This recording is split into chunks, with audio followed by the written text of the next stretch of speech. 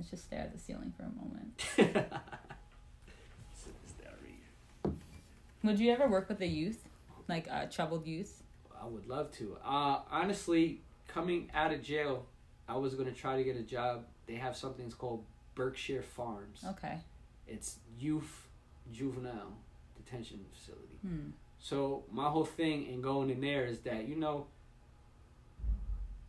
most people that work in those places, they don't understand the type of life that those kids live because they come from these rural areas up in these mountains. And, you know, most kids, they come from inner city, troubled areas where, you know, there's not too many opportunities. So, you know, I feel like, you know, me coming in and speaking to them, oh, but no, you don't understand. What don't I understand, bro? Yeah. Like, you can talk to me about anything. Yeah. Oh, why? Because your neighborhood's gang infested? Let me take this shirt off and show you some shit real quick. Yeah. You understand what I'm saying? What? Because you didn't have no dad. I didn't have no dad either. You understand what I'm saying? Like, I feel like if someone could talk to them on a level that they could relate to, it'll work much more. It'll do better for them. Like, nah, son knows what I'm going through. You understand what I'm saying? Yeah. Because, like I said, it's different. Just talk, don't do that. That's not right. Like, I used to get restrained and rug burns on my face and all that shit. Yeah. And I used to be like, yo, bro, you're not helping me. You're just making me hate you, bro. Yeah.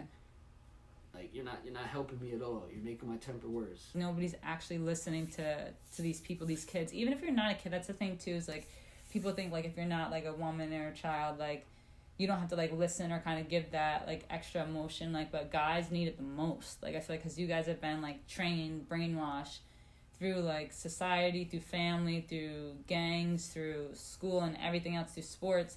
To always be tough and have this exterior, to never be emotional, to barely cry. If you cry, you're a bitch. Yo, if you show love, you're a bitch. Like, and that's so crazy. I didn't learn how to really to cry, to soothe myself. Yeah. Until like tragic shit happened in prison, and then I'm crying. And I'm like, holy shit! It feels so good to cry. All this weight just lifted off me. Like I'm like, damn. Like I've been doing this shit to myself this whole time. Like yeah. It's a different type of release. Yeah. It is. I hope you cry at least like once a week. Who now? No, I don't really have nothing to cry for. I could be like happy. Like I don't know. Sometimes I'm like really just happy. Like I don't know. I cry happy tears like a lot. I'll cry sad tears too. But it's just like more a release than anything. I'm not like, oh my god, I'm gonna cry because I'm so sad. It's just like, oh my gosh, there's a lot built up right now. What am I? Oh my gosh, I need to cry just like to let it out. And then it's just kind of like I relax a little bit more. And now what do I do after this? Am I going to cook something to kind of like help sort my mind out? Am I going to like play the piano or whatever? Like just whatever works for you. But I think we all need to cry, you know. I meet some people that tell me that they don't cry. And that's like, no. So I think, so some people, I think some people weep maybe. And some people like try to like, they'll cry but they'll stop themselves. Or like they have their emotional part turned off a little bit because of maybe they went through something. Maybe if it wasn't traumatic or anything and they just shut that down because every time they've been emotional, they've been shut down by other people.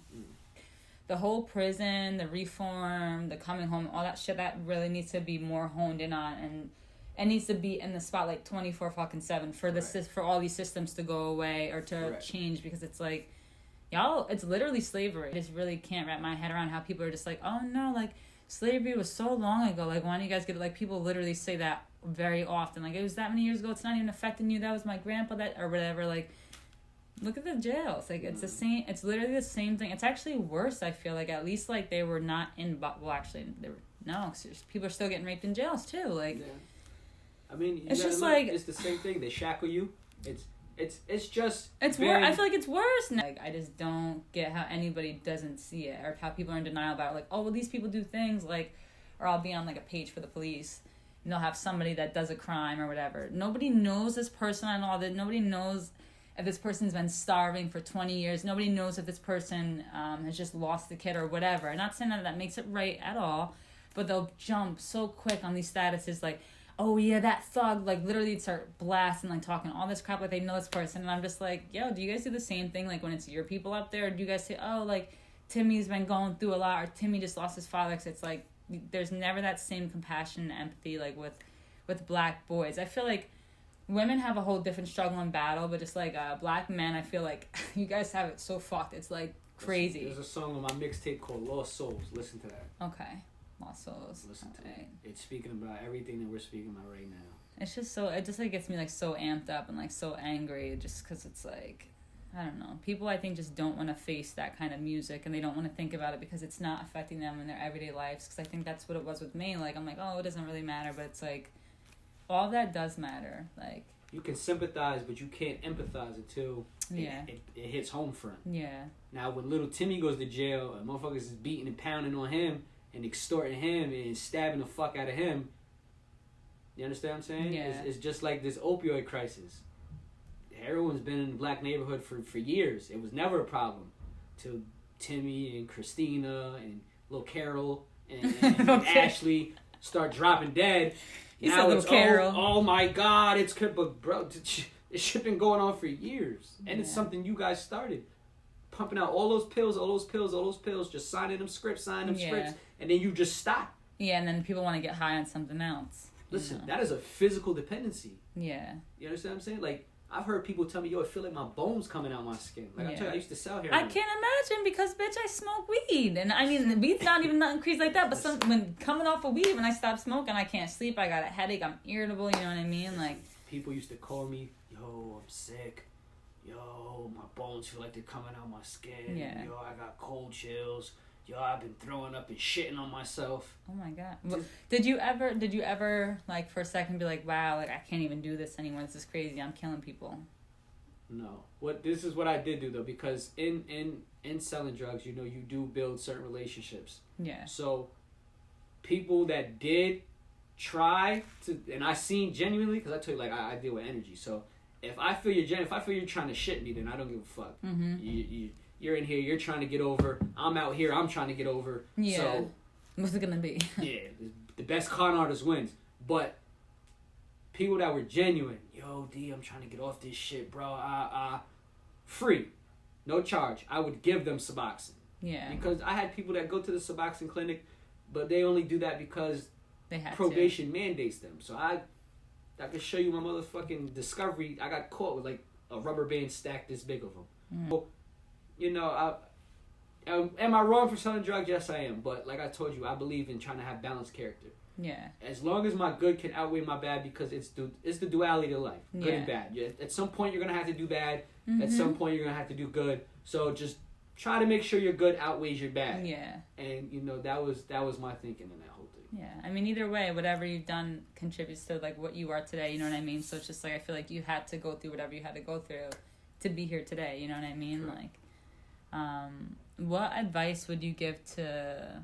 Gosh, I'm gonna ask to a few people, to the world just in general, or not even advice. Like, what do you think the world needs more of today? Honestly,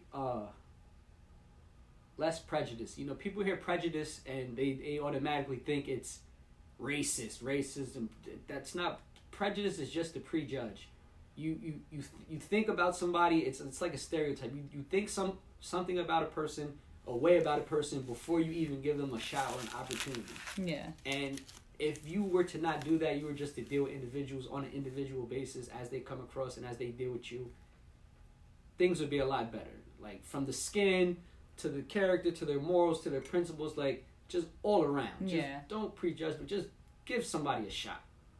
I like that. That's so true. Because sometimes I'll have my like prejudgment, or like, you know, it could be like maybe me on an off day. I feel like maybe that's when we're the most prejudiced, or like, you know, there's something going on internally, but like it's like, why does it matter? I don't know. I just feel like you don't know that person. They can be coming across as anything, like, you know what I mean? They could be looking like they are arrogant or whatever, but you don't know if that's a coping mechanism or what they've just been through like the last hour. Like, right. That's why I try so hard. And sometimes I can't. Like when I see people, I try not to attribute to you having a bad day, but more than a good way. So it's like my good outweighs the bad, but sometimes I'll have bad days and I'll have an attitude and I will snap on you for no reason. Maybe not the way that some people do, but I will snap for no reason. I will cut you off if you cut me off on the road or whatever, and then put my hand out the window and do this. But not knowing that that person could have literally just lost a child or whatever, or lost their job. Like, you don't know, you know? So it's just like, if we can just take a second for rational thinking, actually, like you were saying, then it'd be a lot better. And then we don't have to feel like idiots after, because sometimes when we do dumb shit like that and we go off, we feel like shit, we already went off. We have to finish going off now. I can't draw back from it. It can't be a half-ass go off, so let me just finish being a bitch, you know? Right. Like, I have no middle ground. I'm either chill or I'm all the way gone. So what I do in situations like that, if I know that, I just be like, yo, not right now. Yeah. Now, you keep pushing, I'm going to give you a couple more not right nows, and then if you don't respect my not right nows, you're not respecting my space, you're not respecting me, then I don't know. You're gonna then get it's an impulse. You're gonna get whatever comes out of this. But you know, I just ask you listen, not right now. Yeah. You know, I just ask you respect, not right now. Yeah. You know what I'm saying? I'm doing this for me and you. Yeah. You understand what I'm saying? That makes sense. Now, what advice would you give to anybody, like, as far as, like, words of encouragement? Like, if anybody's having, like, a hard time in life right now, whether they're in prison or whether they're just, like, struggling financially, whether they're in, like, a bad relationship or anything like that. Shit, best thing I could say is, man, take it one day at a time. That's all you could do. You understand what I'm saying? It can't be permanent. Depending on your motivation, your drive, and what you're focused on, you just take it one day at a time. That's the best I could say. I like that. I like that a lot. Gosh, I just want to ask you mad questions all day. I'm not gonna even lie. I'm like, damn, what else can we talk about? I know you have to get. What time do you have to go to work at? What time is it? Because I'm not even looking at the time. 2:17. Okay, I'm gonna let you go in like 5 minutes. All right. My bad. Oh, my knee just cracked. I'm not gonna lie to you. Oh, thank you so much. I really appreciate you, for real. No problem. Thank you for keeping it real too.